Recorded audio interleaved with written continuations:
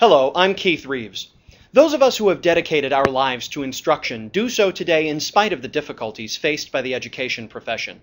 Service in the American public schools is one of the most noble callings, and we are honored that you have joined us in that crusade.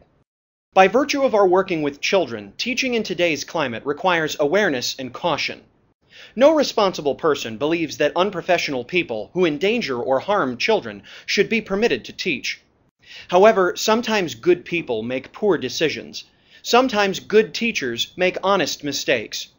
We at the Prince William Education Association invite you to join us in examining 10 of the most common professional dangers engaged in by teachers whose careers are jeopardized or lost. This is not meant to frighten or discourage you, but to empower you as a professional with clear, concise knowledge about expectations and procedures. Today, we will examine in no uncertain terms what not to do.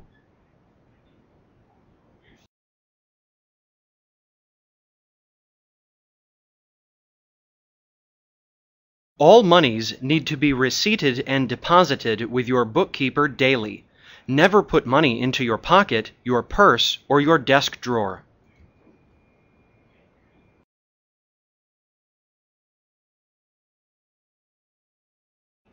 Whenever you are not on site during contract time, you must document that fact for your supervisor.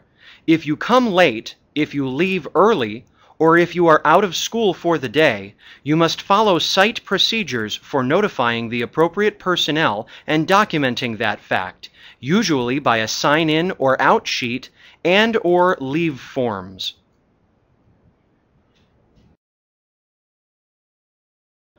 Prince William County communications systems, especially email, are guided by Regulation 295-1. According to this regulation, acceptable uses of school computers include activities that support teaching and learning, such as school-related purposes and the performance of job duties. Occasional personal communication not occurring during instructional time is permitted as long as it does not violate Regulation 295, interfere with job duties and performance, with system operations, or other system users. Teachers have no privacy when using school computers. According to Regulation 506.03-1, upon your request, you have the right to be apprised of the nature of any meeting between you and an administrator. If there are 2 or more administrators present in such a meeting, you have the right to a silent witness, such as a PWEA representative.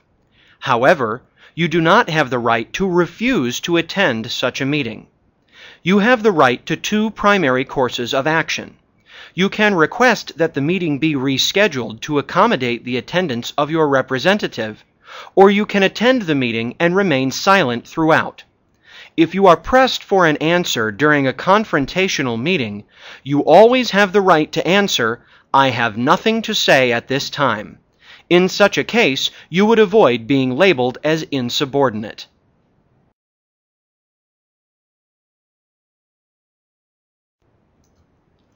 Never, ever leave students unattended, meaning without direct, immediately present adult supervision. Do not step out of your classroom to use the restroom or retrieve an item from your planning area without first calling another staff member into line of sight with your students. When in doubt, call the front office or security for assistance. Remember that you are liable for what happens in your classroom.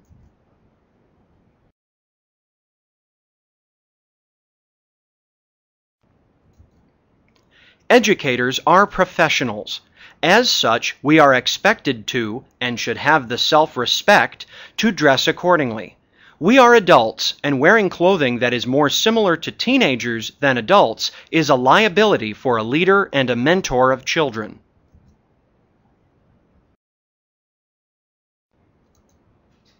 Be cautious when discussing contemporary politics or news events, or issues of religion.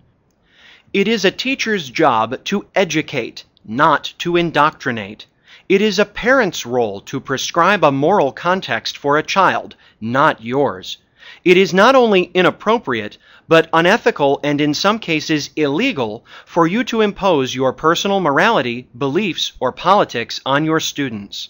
Always be careful not to promote or espouse your personal point of view. Teachers should never, ever seek social contact with a student outside of school.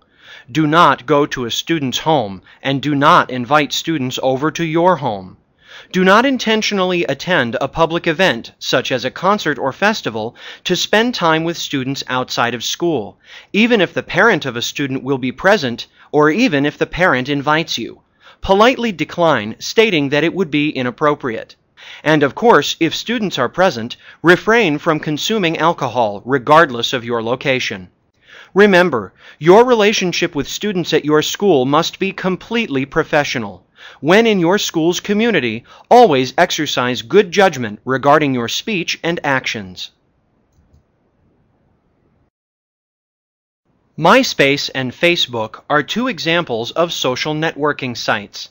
Many recent college graduates have developed a network of friends through such sites. However, these sites are also a hot-button issue with parents and politicians. While the vast majority of MySpace and Facebook users may be responsible individuals, these sites have become serious liabilities for teachers. Teachers place themselves at tremendous, unnecessary risk when they utilize social networking sites. You are strongly encouraged to deactivate and delete your MySpace or Facebook content now that you are a teacher.